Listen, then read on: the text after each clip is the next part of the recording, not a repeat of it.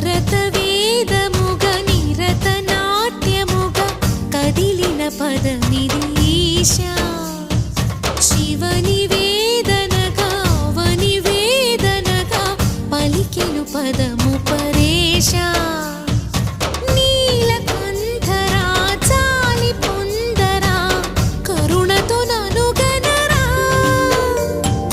నీలకంఠరా శైలమందిరా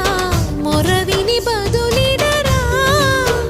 నగజా మనోజ జగదీశ్వరా బాలేందు శేఖరా శంకరా భరతవేదముగ నిరతనాట్యముగ కదిలిన పదమిది ఈశా